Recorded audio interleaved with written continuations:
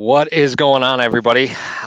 So thank you for all hanging out. Those who are in the chat early, my name is Paul. This is hashtag sports. I just got done recording with the Rockpile Report. So if you have not heard of the Rockpile Report, head on over to Podbean, or you can catch them at Rockpile Report on Twitter, because I will be on this week's episode. So welcome, everybody. So obviously Mario list today. You'll survive. But I just got done talking with Rockpile Report about the outlook for the 2021 Bills. And I said some things that uh, were truthful, but you know how sometimes you say something and you have like instant regret? So that absolutely happened. So I'll save some of that for you to go check out the podcast over at Rock Power Report. Also, I want to let you guys know that we do have decals available now for hashtag sports, big 4-inch decals that go on whatever you want. If you need any of those, you can hit us up, in the comment section. Email us at htagsports@gmail.com. Hit us up on Twitter, htagsports. Any way that you want to, we can get those decals over to you. We also just had a very small run of face masks made for those of you who are in areas where face masks are required. We had hashtag sports face masks made up, but of course, you guys know us. They actually say on them, we clearly don't take any of this very seriously. It says, I'm only wearing this face mask to remind myself not to talk to New England Patriot fans. That's what it says across the front of the mask. So those I think are going to be like, what's their cost on those? I think we're paying $6 each. So like $7 will cover shipping. We'll send them out to you. So happy to send those out. So long story short, I see, let's see, Teddy Belcher puts in what kind of Bills is this show about? So this is about the Buffalo Bills. And normally we film the show, my best friend and I driving around talking Buffalo Bills, but Mario kind of had a big upgrade this week. As I said, there was some big news going on with hashtag. There's a big upgrade happening within hashtag. Mario's actually dealing with all that, for the next couple of weeks. So his schedule is going to be a little crazy. So it's going to be me for a little bit. And then we'll give you guys the final news once everything is pen to paper. So really excited about the upgrade for hashtag, but there's just some legal stuff we got to get through. Of course, Donnie Brooks says your mask says Epstein didn't kill himself. Sure, that makes sense. Again, face masks, if you guys want them, let us know. We've got a local guy making them, so we can make as many as you need. Same avenue. You can hit us up here on the community tab. You can hit us up #tag sports, Twitter, however you guys want to hook up with us. That's fine. So the reason that I was on the Rockpile Report this week, and we'll kind of start with this a little bit, was to talk about the 2021 Bills, because I'm going to be honest with you guys, salary cap looking like it's going down next season, which is the exact wrong time to want to sign you guys to contract extensions when you have Matt Milano and Deion Dawkins and possibly Trey White. And of course, you have that big Patrick Mahomes contract with Josh Allen, waiting in the wings for a contract extension. And that's kind of what I want to start with, is I don't want the Patrick Mahomes contract to scare the bejesus out of you as a Bills fan, because it doesn't actually negatively impact Buffalo as much as you kind of think. Hey, DLC, what's up? The upgrade is Mario put premium gas in the studio. Yeah, no, the Murano's fine. He did not crash the Murano. The Murano's fine. I do want to share with you guys my beverage of choice. As some of you may know, I am the songbird of a generation. I'm in a band called Prestige Worldwide. We're actually playing the Transit Drive-In, which is like the only outdoor concert venue in Buffalo right now. We're playing a Catalina wine mixer prior to the movie Step Brothers. So I found myself Natural Light Seltzer. This is the Catalina Lime Mixer. It says, when cherry and lime become best friends. So if you're familiar with the movie Step Brothers, this should be hysterical to you. So I clearly couldn't stop myself from buying it. It's actually not that bad. I know it's a little White Clawish, but it's natty, guys. You can judge me all you want. It's like the Fanta of beer. Let's get a little bit to the Josh Allen, Patrick Mahomes thing, right? So Patrick Mahomes signs this big $500 million deal, $450 million. And a lot of people freak out saying, oh my God, what in the world are we going to do about the Josh Allen contract? Because Josh Allen, he's going to eventually be off of his rookie deal. What are we going to do? There's actually a few things at play here, right? Item number one is the new CBA. So a couple things changed there. First off, players are now getting a higher percentage of revenue, right? They went from 47% to 48.5%. But one thing that used to be in existence that is no longer is the fifth year option for first round drafted players. Teams would have the option to drop that really whenever they wanted. So, like with the Bills and Sammy Watkins, if the Bills wanted to pick up his fifth year option, they could have at any time in the third, prior to the fourth season, they could have picked up his option, and that they decided that they wanted to drop it, they could have, just as long as he wasn't hurt. That was kind of the thing with Sammy Watkins, and why they didn't pick up his option was because he was kind of always hurt. So that was just a ticking time bomb. But now in the new CBA, if a team picks up a player's fifth year option, so a player that was drafted in the first round, they have an optional fifth year, the team option. If the team decides to exercise that fifth year option, it's guaranteed from the time that they pick it up, whether the player's injured or not. That player is now going to be on your team for the fifth year of the deal. So this is where the Patrick Mahomes contract gets pretty cool. Oh, yeah. And hey, Joe, I see you in the comments section. Joe from Believers Talk. Yeah, you could judge me all you want, man. This stuff's 6% alcohol. We're doing just fine here in the Lockport hashtag studios. So the Patrick Mahomes deal is kind of interesting because it's not a 10-year contract. It's actually a 12-year contract. So they didn't renegotiate next season. They also didn't renegotiate what would be his fifth year. The team picked up his fifth year option, so that's guaranteed, but they didn't actually renegotiate that. So Patrick Mahomes' contract doesn't actually go in effect till not 2020, not 2021, 2022. And that's when his new money is actually starting. So it's kind of cool how that works. And here's why that's awesome for Buffalo. So we're in a situation where in 2021, the salary cap might drop maybe as much as $30 or $40 million. Now, the Bills have about $30 million in cap space right now, not counting when they eventually cut Trent Murphy. Sorry, Daniel Garies. I will personally make a bet with you that if Trent Murphy is on this team, I will 100% embarrass myself on one of these live streams. But he's going to save you $7 million if you cut him. So I'm thinking he's done. But the truth is, one of the cool things is that the Mahomes deal shows you that you don't have to renegotiate existing years, right? So Kansas City didn't. Hen Dog calls it out. The Chiefs didn't have salary cap space. They couldn't renegotiate Mahomes' current deal because they didn't have the money to do so. They didn't have the salary cap space. But in 2021, salary cap space is going to go down. So what does that mean? Well, actually, you could start talking to Josh Allen about extending his existing deal effective January 1st of 2021. Now that shows up near the end of the season, right? So if you want to sign Josh Allen, you can. And even if the salary cap drops in 2021, guess what? Doesn't matter if you don't renegotiate that existing deal, right? There's no rule that says you have to buy out the end of a player's contract. Doesn't happen. No rule. Don't need to worry about it, right? The Mahomes deal proves that. So it is highly possible that the Buffalo Bills could look at extending Josh Allen effective January 1st of 2021, and that contract wouldn't actually go effective until not 2020. Obviously, this is his third season, not 2021. 2022 would be his fifth year option, which make a boatload of money for him. The Bills are going to likely pick up his option unless he's basically a tire fire this season. So his contract wouldn't actually go into effect until 2023. And the reason that's cool is because by January 1st of 2021, you're going to know the lay of the land. You're going to know how much the salary cap is likely going to drop. You're going to understand the financials of what it's going to be like if you don't have fans in the stands, if you've lost ad revenue, if you've got lower TV revenue, if you're losing sponsors left and right. You're going to understand what that financial layout is, but it's not going to cost you any money till 2023. And really, the only person in the world that you need to worry about is Deshaun Watson. That's it. You need to worry about Bill O'Brien and whatever in God's name the Houston Texans are doing with their organization. That's who you need to beat. You need to beat Deshaun Watson to the table.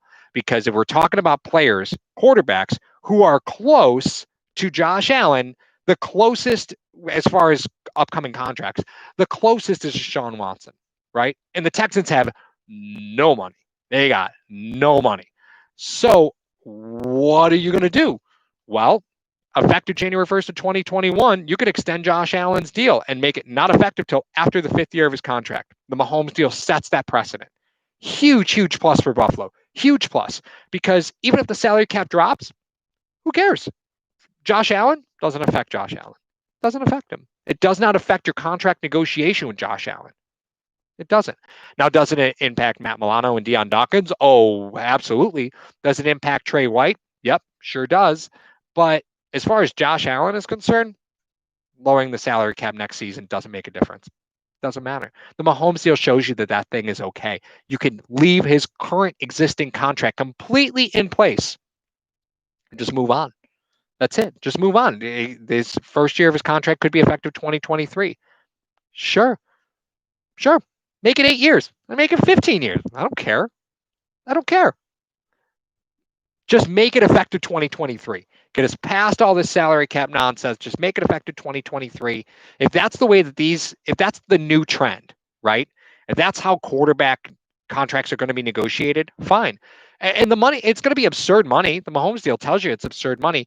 But don't forget that with the new CBA, there's an extra game added this season, or added, not the, there's an extra game added next season, right? So Mahomes deal is a 12-year deal, right? They had to negotiate an extra 12 base games into that deal, right? Because there's an expanded playoffs now, so there's extra games there. Like when you start talking about these contracts, don't forget that, like in the Mahomes deal, that 10-year extension, within the 12 years that he's going to play, there's 11 extra games just in regular season games. Of course, he's going to be compensated more. More games. He should be compensated more. There's a whole extra season there almost, right? So the Josh Allen contract is going to be absurd. It's going to be absurd money, right? And all these new contracts, they're all going to be absurd money when the salary cap rights the ship, because don't forget there's extra games. And because of those extra games, those players are going to expect to be compensated more, as well as they should be. Makes sense. Makes perfect sense. Daniel Gari says, I heard the league is trying to move some of the money from later CBA years to 2021 to spread out the financial impact because of COVID-19. B Lightning, hello, in muted voice. No mute button today. No mute button. Tony B, I hope we get to the point where we can give Allen a 10-year deal. And it is very possible, right? I think this year's going to tell you a lot. So by January 1st of 2021, you should know what you have, right? And I don't think you're in a position like Kansas City is, where, to me, Mahomes and Andy Reid, their futures are kind of tied together. I really think very highly of Andy Reid as an offensive personnel person. I really, really think highly of Reid. I really respect him. So the Mahomes deal, if that means Andy Reid's there for 12 more years, then the Mahomes deal makes a lot of sense. I don't really think that if we give Josh Allen a 10-year extension, like you're like, oh my God, I hope Sean McDermott's there the whole time, or oh my God, I hope Brian Daboll's there the whole time. I don't really think you're worried about that, right? Josh Allen isn't tied to the same requirements for me that Mahomes is, but that might be personal. I have a lot of respect for Andy Reid, so I see that a little bit differently. But the truth is, with the decline of the possible 2021 salary cap, right, the owners did something that kind of went under the radar. They raised their debt ceiling, and what that does is kind of offsets revenue loss. So they raise the amount of debt they're allowed to take on. So because of that, it's going to impact revenue, actually in a positive way. So it's going to kind of offset some of the lost revenue, but unfortunately, we're just not really going to know. They'd have to make an addendum to the current CBA to not have the salary cap basically plummet, but we don't really know how it's going to play out. So as far as Matt Milano and Deion Dawkins, for thoughts on that, again, hit the Rock Pile Report. I believe they're going to release their episode. Normally they release it either Tuesdays or Wednesdays, so hit that up on Podbean when that goes out. I was on there for probably 45 minutes to an hour with those guys just talking contracts and salary and future Buffalo Bills and stuff like that. So a lot of talk about salary cap stuff. That's not always the most fun thing to talk about. But specific to Josh Allen, I mean, this salary kept going down If you're worried about Josh Allen, you don't have to be worried about Josh Allen. Paul Berg says T.O. made McNabb look good. I remember when Donovan McNabb got drafted. I was actually in Pennsylvania at the time. I was on vacation, and the newspapers were just lambasting what an awful pick that was. But hey, he wasn't a bad quarterback. You can't say McNabb was a bad quarterback. Was not a bad quarterback. Thank you if you've hit that like button. Thank you so much. B Lightning calls it out, guys. Hit that like button. Thank you so much. Believers Talk says, yeah, Andy Reid does a better job with QBs than Dable does, but just by a little bit. Disagree. Disagree. Heather Hathaway says, what do you project Allen's contract to be if Buffalo wins the division? That's a great question, right? So yet another reason why you're probably looking at January 1st, 2021 as to when that's the first date that you can really get this extension done. Understand that the more he accomplishes, the more ultimately the more expensive that he's going to be.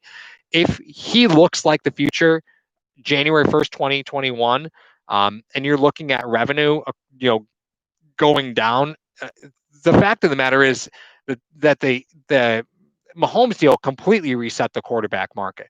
Now, do I think he's going to get a Mahomes type deal?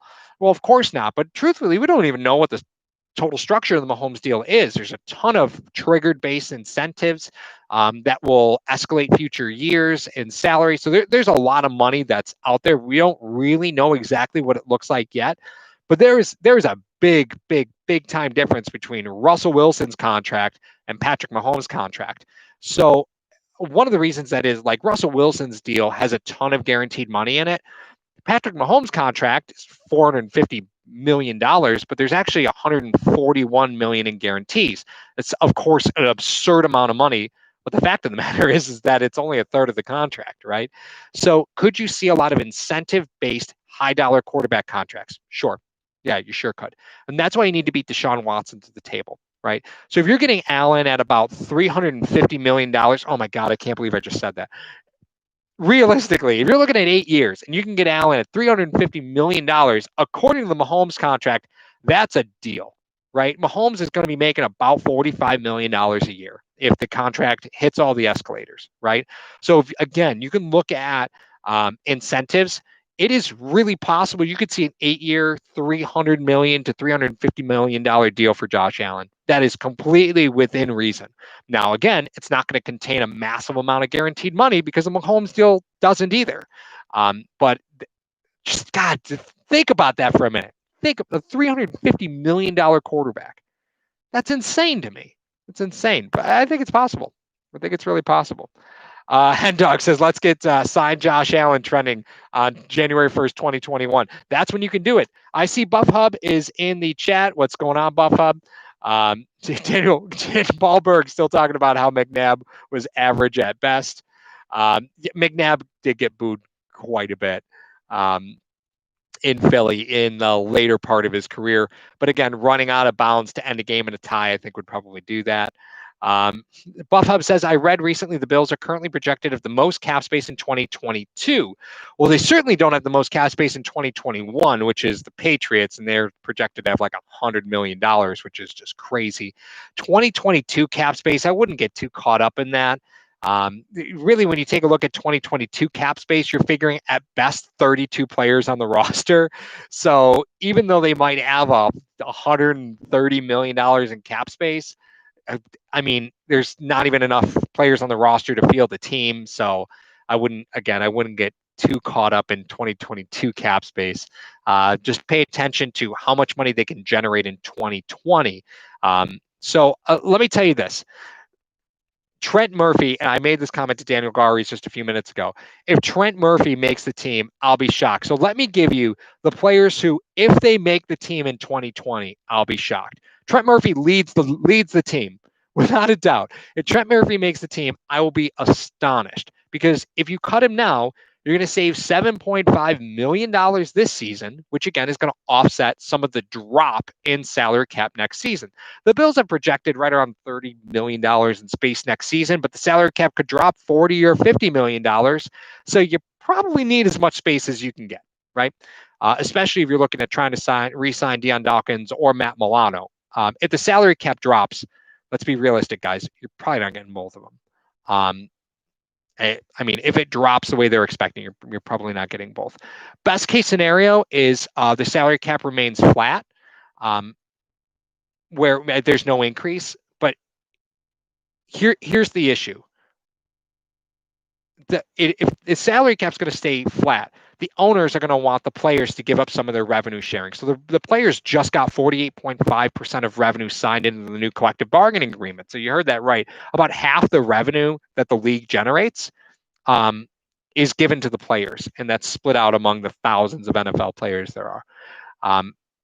Now, if they're going to want to keep the cap flat, that's only going to cost the owners money. So the owners are going to want an offset in that player revenue, right? So the players are going to have to give up money to make the same amount of money. I just don't see it happening, right? They're ultimately losing money in the deal just to keep their base salaries. I don't really see that happening. So the cap's probably going down next season.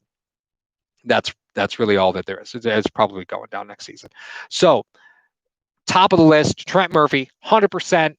Not going to make the team. He could have 14 sacks in the 2 preseason games that they might not even have. No way in the world. He is worth more off your team than on. Trent Murphy, $7.5 million. Thank you for playing. The next highest salary cap savings is John Brown. Now, you have Diggs. You just drafted 2 wide receivers. You already have Cole Beasley. John Brown becomes a player that you could at least talk about whether he's worth staying on the team or off. I do not think they're going to cut John Brown. I think they'd be foolish to do so. But with that being said, they could save $4.5 million by cutting him this season. They should not, but it could happen, right? There's money to be saved there. I'm going to bypass John Brown being cut, but just for the sake of conversation, just letting you know that it's definitely out there. And Doug, don't you put that evil on me, Paul. Okay, next cap savings is Quentin Jefferson. Thanks for playing, my dude. You're saved $4.7 million to be off the team at an already relatively deep position. I'm pretty confident to say that I'm okay if you're walking away there. Unfortunately, Star Lotulelei still does cost you money to get rid of because they just renegotiated his deal. So Quentin Jefferson, again, very likely that he might just become a numbers game and kind of get squeezed out. His contract, don't get me wrong, I agree with signing him, but with the fallout of COVID, he might just be a luxury that you just simply can't afford. So Quentin Jefferson's age you $4.7 million. So just again, to break that down, Trent Murphy, likely cut, that's $7.5 million. Quentin Jefferson, also a possible cut, that's $4.75 million. So just to keep the numbers pretty close to even, that's about $12 million that you're going to save right there. So that brings the Bills to about $47 million in salary cap space next season. Now, of course, if the salary cap drops by $40 million, then the Bills still have $7 million in salary cap space. That's great. After Quentin Jefferson, the next highest paid player that if you cut, you will save money is Ty Nsekhe. I just want you all to imagine a world where Cody Ford is literally your right tackle. I'll give you a moment.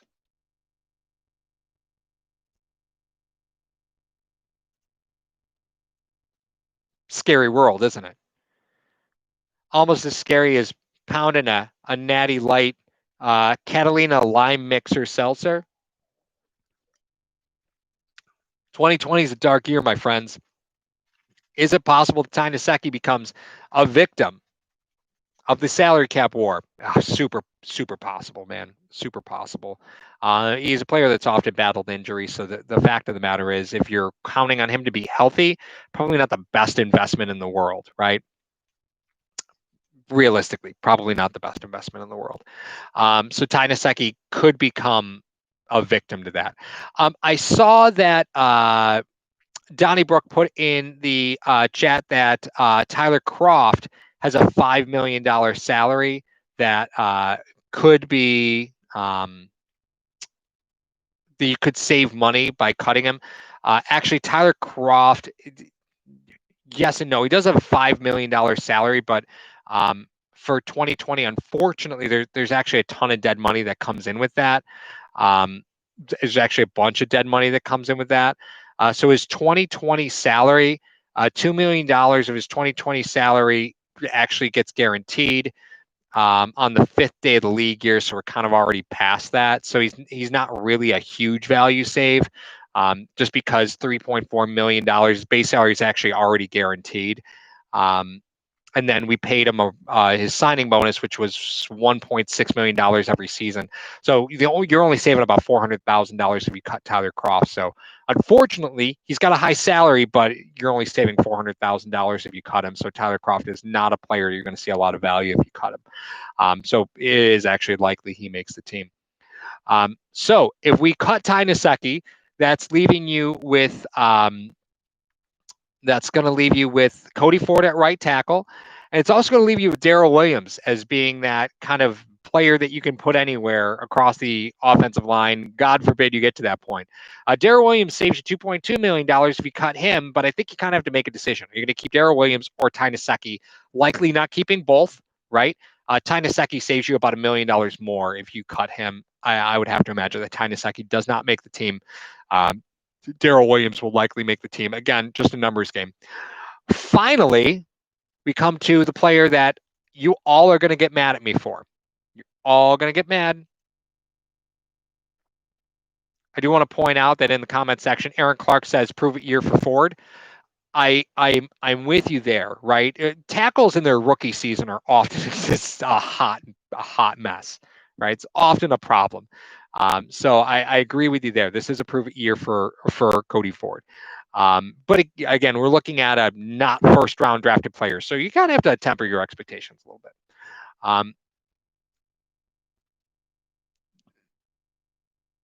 John Feliciano saves you a boatload of money if you cut him. You just paid Quinton Spain. John Feliciano saves you a lot of money. So let's talk about John Feliciano a little bit. So John Feliciano came over with OG Bobby Johnson. And Apex says Bates is a utility guy. Yeah, Bates saves you, again, a few $1 million, so you could see Ryan Bates cut as well. Again, just trying to find some money across that offensive line. So John Feliciano, hear me out. Hear me out. When you bring in a new offensive line coach, oftentimes, right? Oftentimes you end up bringing over a player or two who's worked with that offensive line coach before in a previous organization. So with OG Bobby Johnson, that was John Feliciano. OG Bobby Johnson was an assistant line coach in Indianapolis. Bills hired him. Feliciano comes over with him. Right. So you kind of speak that language early on to a completely rebuilt offensive line. And I like John Feliciano an awful lot. An awful lot. I really, really, really, really, really like Feliciano. So I'm only speaking about this from a numbers perspective. I saw F the Jets say you want to cut everybody. I'm not saying I want to cut everybody. I'm just trying to give you the information of who I think from a numbers perspective could find themselves on the chopping block, right? And Feliciano is one of those players. He's going to save you $3.2 million if you cut him. So I have to honestly ask you guys, and you can put it in the comment section. I'd love to see you put it in here in the live chat or in the comment section if you're watching this video later.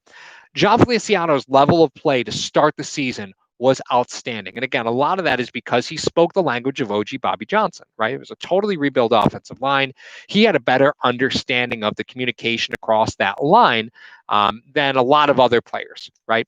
So was John Feliciano as impactful in weeks 14, 15, and 16 as he was in weeks 1, 2, and 3? I think it's a fair question to ask, right? And would you expect to see that same level of production in week 1, 2, and 3 coming into another season where it's actually a completely returning offensive line?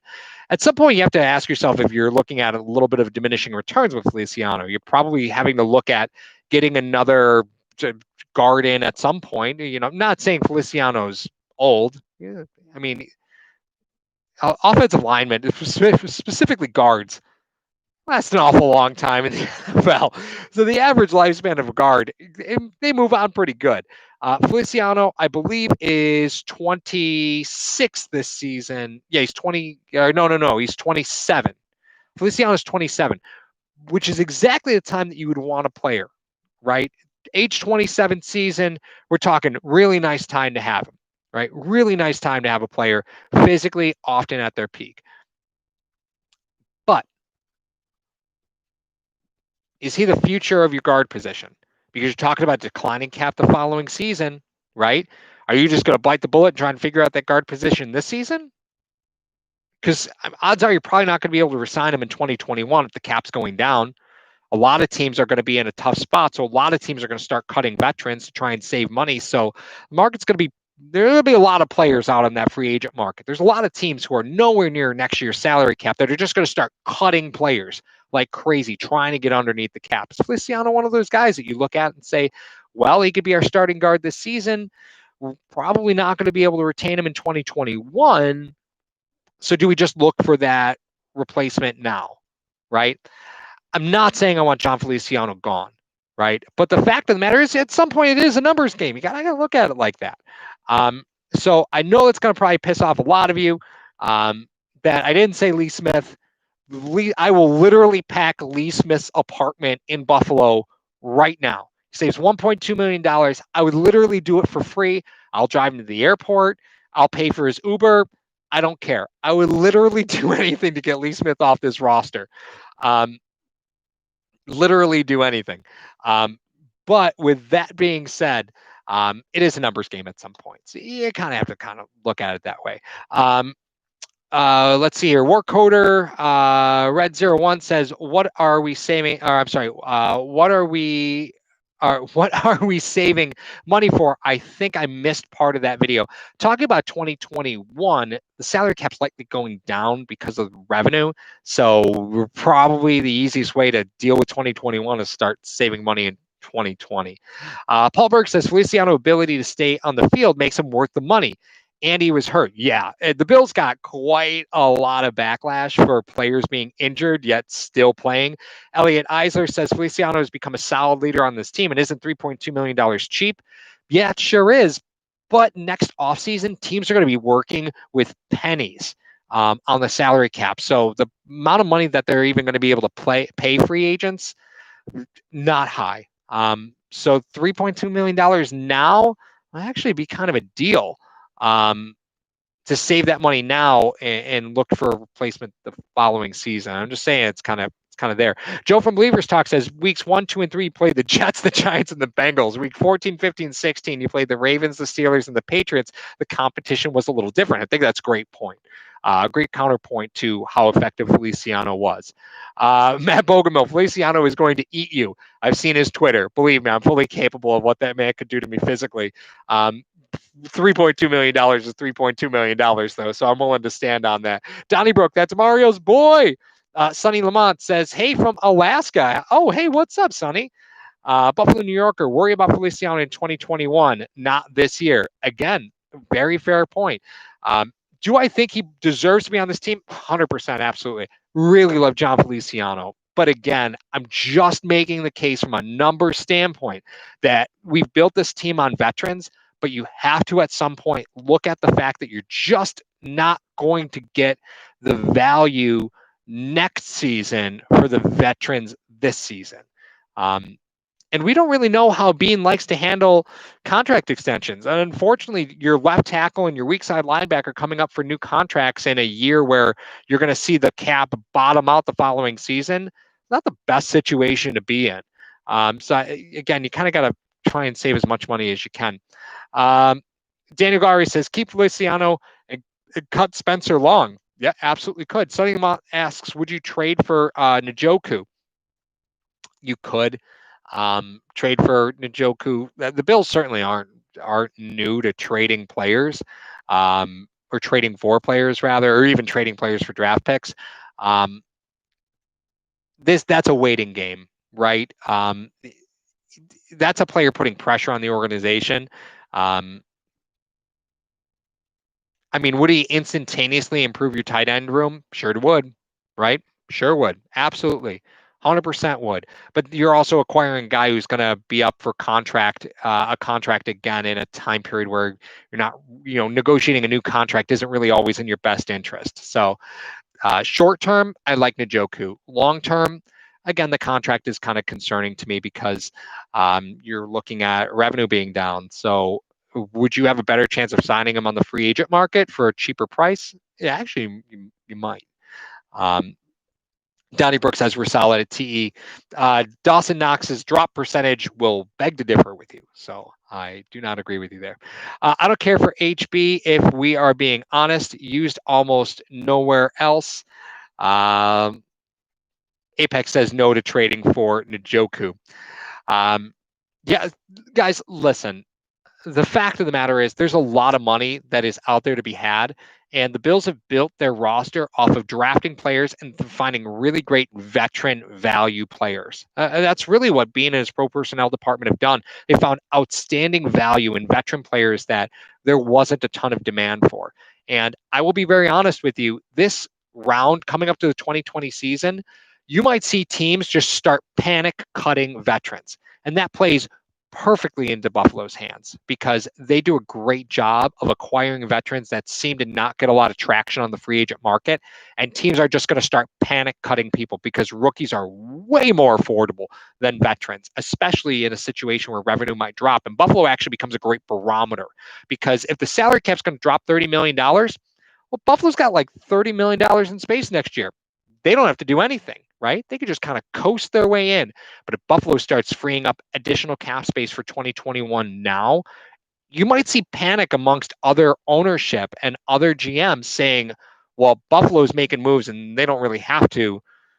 Let's reevaluate financially what 2021 is going to look like. And if Buffalo starts positioning themselves well by making the right financial moves early, it really could have a wild effect on what happens throughout the rest of the league. And let me just tell you how exciting it is to be on the forefront of that and not on the ass end of that because no bueno being reactionary, man. No bueno. You don't want to be reactionary. Apex, Paul, are you in a closet? I'm not R. Kelly. I'm not in a closet. I'm in the Lockport hashtag studios, which happens to be in my home residence. That's that. Justin asks, who's the best player or players you see the Bills letting go of within the next couple of seasons because of cap? So that's kind of an interesting question, right? I will end this stream on this thought. And for those of you who are members of the Hall of Fame, I'm going to pop in the community tab and pop in the Zoom link for our call in just a few minutes.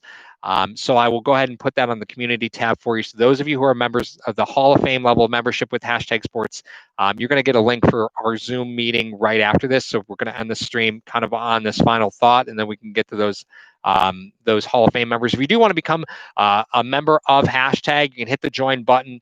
There's different levels of membership. There's a whole video that explains all of that. So half the proceeds go to benefit the Punt Foundation. So we've raised almost $100 every single month donating to the Punt Foundation. So thank you to everybody to do that. But if I had to target a player who I'm concerned about, and I'm going to leave you with this. The player that I'm most concerned about is not Matt Milano and not Dion Dawkins. Although the thought of, oh my God, I'm going to get chills just saying this. The thought of Dion Dawkins not being your left tackle scares me.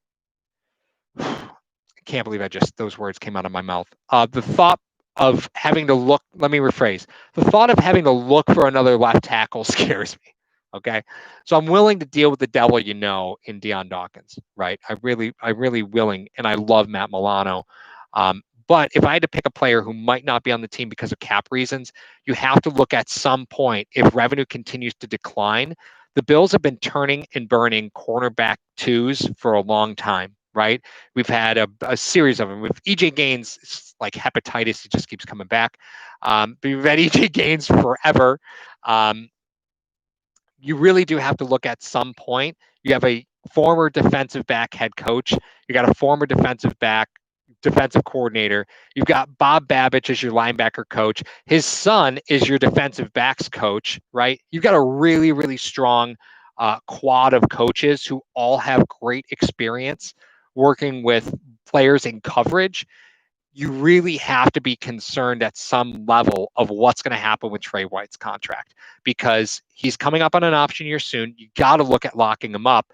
And unfortunately, with revenue in the decline, he really does become he falls into a dangerous zone, right? The Bills have been turning and burning cornerback twos for ever since McDermott got here. We've had a slew of them, right? You've Kevin Johnson, EJ Gaines, Levi Wallace multiple times now, and maybe you've been able to turn and burn cornerback twos because Trey White has been so good on the opposite side. But let's not forget, I'm just going to leave you this nugget. Trey White was the fourth cornerback drafted in that draft when they traded back. When Kansas City drafted Mahomes, Trey White was the fourth corner drafted in that draft. What's to say the Bills aren't just really good at finding cornerbacks? They seem to be able to survive. So there's a lot of history with McDermott losing a cornerback one and having everything in his world fall apart. It happened in Carolina when Josh Norman went to the Redskins. They drafted a whole new secondary and his world just came on fire. And then he took the Bills head coaching job the following season. I don't think he wants to go down that road. So I think signing Trey White is a very, very big priority to him, because having a CB1, he knows what not having a CB1 looks like, right? But money is money. And at some point, you have to pay your quarterback. You got to pay likely a left tackle. And you've been turning and burning CB2s for quite some time. What are you going to do at that CB1 position is a dangerous question to ask. And I would love to tell you that Trey White is, come holler high water, going to be on this team. But money is money, and this team is loaded with coaches who have had experience in the secondary and are probably pretty confident they know how to scout that position. I love Dane Jackson, the phenomenal draft pick for them. I'm really worried about that Trey White contract extension. Like, I'm really worried about it. Bigfoot says Trey could be our backup goalie too. He'd probably be better than Carter Hutton. It'd probably be better than Carter Hutton. So I'm going to leave you guys with that. I'm going to get to the Hall of Fame call. So again, thank you guys for joining me. Love you all. Thank you so much. I will be recording a bunch of content for later this week, so you'll see that coming up down the road. And I will talk to you guys all soon. Love you. And again, thanks for tuning in to Hashtag. Anything you guys need, drop in the comments section. And I'll catch you later. Have a good one.